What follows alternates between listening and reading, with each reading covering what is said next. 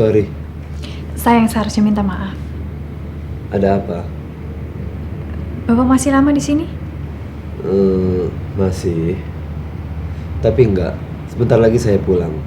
Atau mungkin barang 1 jam lagi. Kenapa? Saya boleh pamit duluan, Pak? Boleh. Kalau memang kamu mau buru-buru pulang. Maaf, saya nggak tahu kalau sekarang sudah jam 5 lebih. Memang waktunya kamu pulang.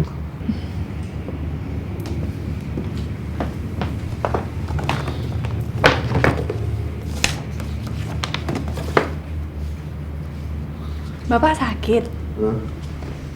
Oh enggak, agak sedikit pusing aja. Semakin cepat Bapak sampai di rumah, semakin cepat juga Bapak beristirahat. Mestinya. Kenapa mestinya? Nada pertanyaan kamu menunjukkan sebenarnya kamu sudah tahu jawabannya. Ah, Bapak berprasangka. Bukan prasangka. Saya tahu apa yang ada di dalam pikiran kamu. Bisa jadi itu benar. Menurut Bapak, apa yang ada dalam pikiran saya? Bagaimana kalau kita membahas masalah ini di Cafe Valentino? Lebih bagus lagi kalau Bapak membahasnya di rumah, bersama Ibu. Ibu saya sudah meninggal. Maksud saya, ibunya anak-anak. Saya tidak punya anak. Maksud saya istri Bapak. Bapak tidak punya istri? Sudah lama saya tidak bisa tertawa seperti ini. Saya ikut bersyukur, Pak. Kalau begitu saya permisi dulu. Hei, bagaimana dengan Cafe Valentino? Di sana Bapak tidak bisa tertawa seperti tadi. Selamat sore, Pak.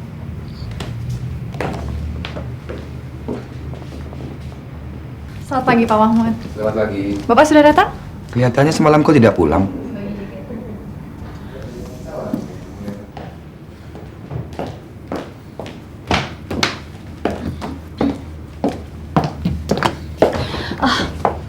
Maaf. Selamat pagi. Pagi? Kenapa kesiangan? Saya kesiangan. Bapak yang kepagian. Oh ya? Semalam Bapak menginap di sini? Ada yang larang? Sering Bapak melakukan hal ini? Kalau sedang banyak pekerjaan saja. Saya tidak pernah melihat Bapak banyak pekerjaan. Maaf, Pak.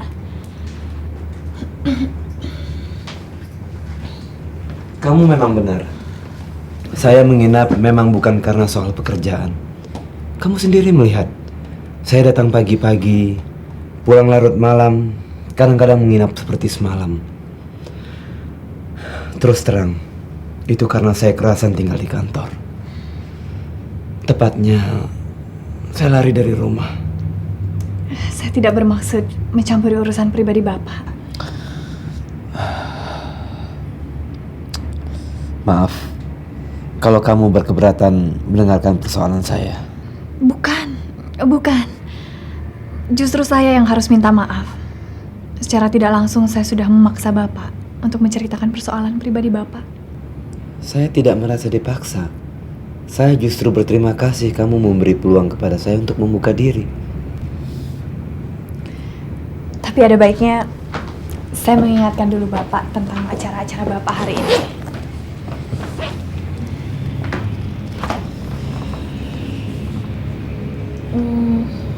Persoalan pribadi Bapak belum termasuk dalam urutan acara hari ini. Kalau begitu, masukkan saja dalam daftar acara nanti malam di Twilight Cafe.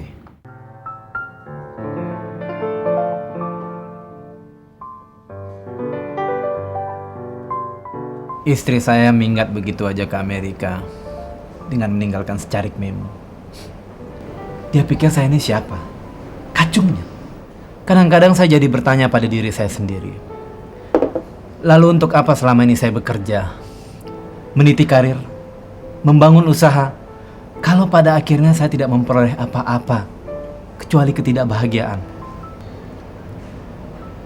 Barangkali perpisahan sementara ini bisa memperbaiki keadaan. Itu kan kata dia. Saya tahu itu cuma alasan yang dia buat supaya dia bisa pergi tanpa pamit. Saya sudah terlalu hafal dengan semua kebusukan Christine, Rat. Bagi saya sekarang bukan perkembangan situasi, tapi keterlambatan yang baru saya sadari. Istri saya tidak pernah mencintai saya. Tadinya saya nggak percaya kalau ada wanita yang mau menikahi pria demi uang. Saya pikir itu hanya dalam dongeng. Tapi nyatanya ada. Dan celakanya, istri saya adalah salah satu di antaranya. Pak, apa jelas perbedaan antara mencintai Bapak dengan mencintai uang? Entahlah, kenyataannya sudah 2 tahun kami pisah ranjang. 2 tahun? Tanpa penyebab yang jelas? Dia mencintai pria lain, Rat. Sehingga membuat rasa percaya diri saya hilang.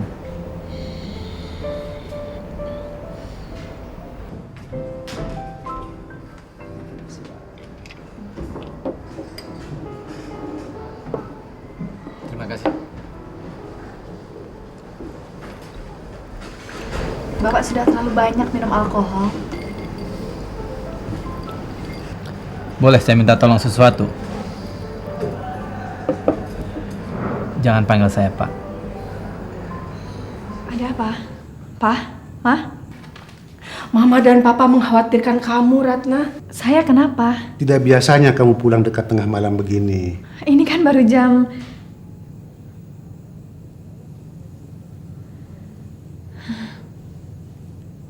Ternyata sudah jam 12 kurang seperempat. Biasanya jam 10 kan kamu sudah tidur.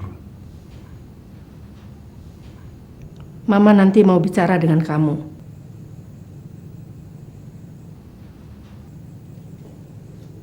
Jimmy adalah orang yang menderita. Itu sudah bisa saya rasakan sejak pertama kali saya bertemu dengan dia. Setiap hari Jimmy memang selalu mencoba untuk mengelabui dengan gayanya yang penuh canda. Tapi itu semua tidak bisa menutup-nutupi apa yang sebenarnya sedang terjadi. Kamu bilang mereka sudah pisah ranjang. Iya, sudah 2 tahun. Kamu percaya begitu saja? Kenapa Ratna mesti nggak percaya? Dia tampan, simpatik. Kok Mama tanyanya begitu? Ya, setidak-tidaknya pasti ada kelebihannya dibanding Pram. Yang dulu membuat kamu tergila-gila itu. Nggak ada hubungannya deh, Ma. Mama cuma membaca dan menafsir-nafsir perilaku kamu belakangan ini. Bukan. Mama itu menambah-nambahi. Persoalan rumah tangga itu selalu terdiri dari 2 sisi cerita. Kamu sudah mendengar dari sisi si suami, bosmu yang tampan itu. Tapi bagaimana dari sudut pandang istrinya? Mungkin saja Jimmy itu bukan seorang suami yang baik bagi dia. Saya kenal Jimmy, Ma. Dia orangnya baik. Dan justru kebaikannya itu disalahgunakan oleh istrinya. Oh, anak mama sudah pintar membela orang lain. Ratna serius, Ma. Mama juga tidak bercanda. Mama cuma berharap anak tersayang Mama tidak jatuh cinta pada pria yang sudah beristri. Mama ini ngomong apa sih? Gak bakalan deh, Ma. Shh, jangan takabur. Sudahlah, tidur saja. Sesekali kamu boleh pulang malam. Sekali-sekali bangun kesiangan, gak apa-apa.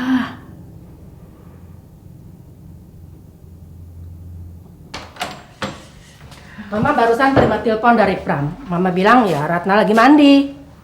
Ntar dia telepon lagi. Mama, kenapa gak dibilangin Ratna pergi aja sih? Kenapa kamu ini? Ratna kan lagi buru-buru, Ma. Alah, kemarin lagi santai-santai kamu nggak mau nelpon, juga nggak mau terima telepon dari dia. Abis bicara sama dia bikin pusing.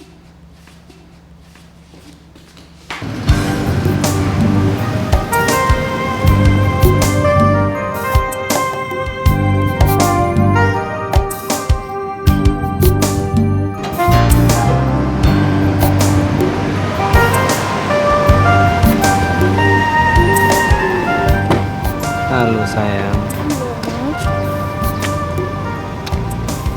Cuaca di perjalanan bagus. Agak sedikit mendem waktu ke Cafe Candu. Ketemu sama Anggi. Aku sudah pindah dari Orchard Road. Tapi masih di Singapura kan? Apa kabar sekretaris barumu?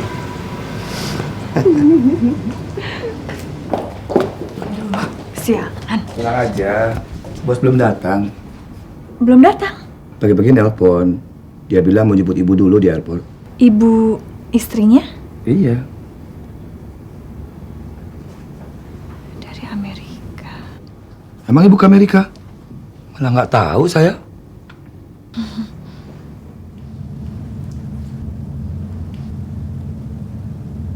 Dia taunya kamu minggat ke Amerika. Amerika. Aku sengaja bikin surat seolah kamu minggat ke Los Angeles selama 1 bulan.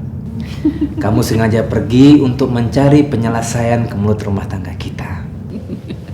Dia percaya. Tolol sekali. Tolol sekali. Tapi baguslah dia percaya. Saya lakukan semua petunjuk kamu. Dan ternyata memang benar. Ratna mulai menunjukkan rasa simpatinya. Wanita dilahirkan sebagai juru selamat, yang senantiasa punya naluri untuk menolong.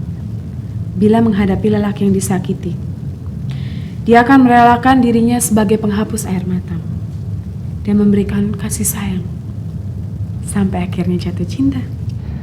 Bagaimana kamu bisa begitu yakin Rana akan berbuat seperti yang kamu rencanakan? Karena semua wanita bersaudara, Jim. Dan kamu memang berbakat menjadi aktor. Tapi berakting tanpa penonton ternyata jauh lebih sulit. Apa kamu bilang?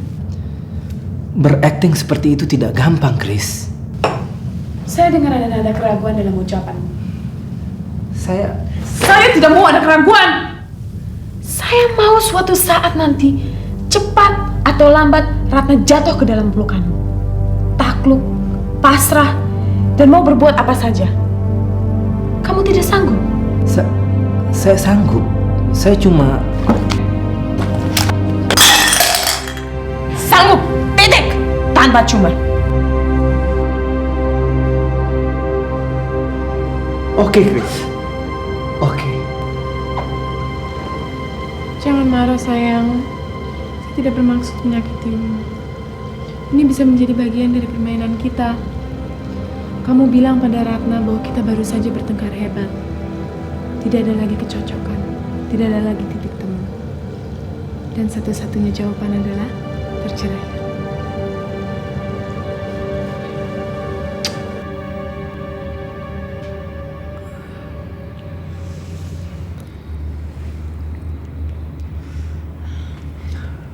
Apa saya bilang dulu? Kepergiannya ke Amerika bukan untuk memperbaiki keadaan. Terbukti begitu dia pulang, situasi memanas lagi. Pertengkaran kemarin termasuk yang paling parah, Rat. Tidak ada lagi kecocokan. Tidak ada lagi titik temu. Jawaban satu-satunya adalah perceraian.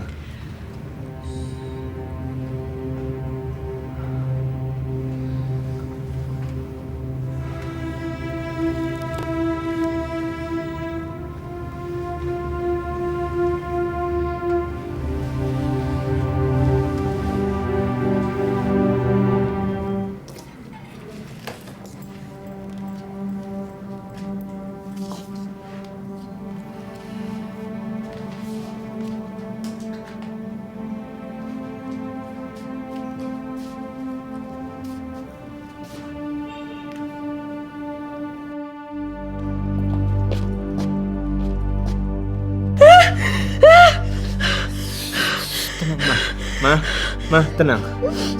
Mimpi apa lagi? Aditya, aku ketemu anakku. Udah, yuk tidur lagi ya. Kenapa kamu mesti lari dari Mama? Kamu masih takut soal uang itu? Mama tahu kamu sering curi uang Mama, tapi itu bukan alasan untuk minggat. Karena itu berarti kamu mencuri. Atau kamu sedang ada persoalan serius dengan siapa nih? Kenapa wanita cantik ini tidak kamu kenalin ke Mama? Atau kamu malu? karena dia lebih pantas jadi kakakmu. Mah, Mama dengan berat hati mengizinkan kamu kos di sini. Karena Mama ingin kamu bisa mandiri, bukan untuk tergila-gila dengan wanita sembarangan. Ratna, bagus namanya. Kenal di mana sama dia? udah deh, Mah. Dia masih hidup. Dia sudah tidak ada. Dia masih seperti ada karena kamu juga belum ikhlas melepas kepergiannya. Tidak. Kerja apa sih dia? Penjual kosmetik? Atau kasir? Hati-hati bergaul dengan wanita dewasa macam dia. Atau kamu mau dipermainin? Lalu duit kamu habis diporotin untuk senang-senang. Mama, dia bukan cewek sembarangan, Ma. Oh, membelanya. Kelihatannya anak Mama sedang jatuh cinta. Peduli apa Mama sama Adit? Bohong kalau Mama tadi bilang keberatan saya kos di sini. Dia masih hidup. Aditya. Mama malah senang karena orang-orang tidak perlu tahu Mama punya anak haram seperti saya. Kamu dengar kata-kata Mama? Wanita itu akan mencelakakan kamu. Aditya.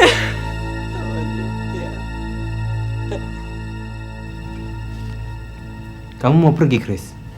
Bukan saya, tapi kamu. Mulai hari ini kamu pindah ke hotel. Pindah ke hotel? Ini bagian dari permainan kita. Kamu bilang pada Ratna bahwa kamu minggat dari rumah dan tinggal di hotel. Karena sudah tidak tahan tinggal serumah denganku. Katakan bahwa kamu merasa sangat tertekan dan mulai minum lagi. Tanpa dipaksa, dia akan datang dan merasa diri sebagai Dewi Penyelamat. Chris, asal kamu tahu saja, saya merasa berat melakukan ini. Saya ingin permainan ini segera berakhir. Tidak akan berakhir sebelum Ratna mengalami nasib buruk ini. Dia harus hamil, punya anak dari kamu.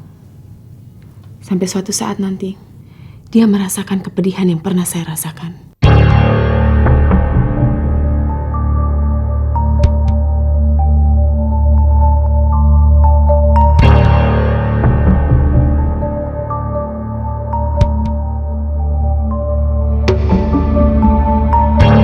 Ratna telah membunuh anakku, membunuh bayiku, dan membunuh harapan-harapanku.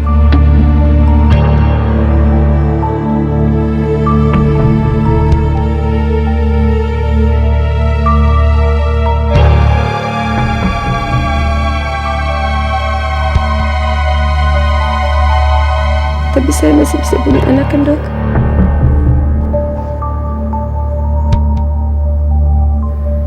Masih kan, Dok?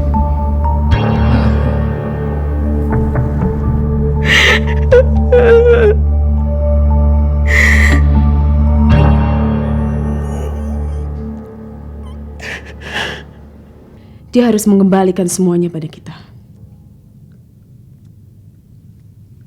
Jangan sampai ketinggalan update terbaru dari MVP Hits dengan subscribe dan klik tanda lonceng di bagian kanan.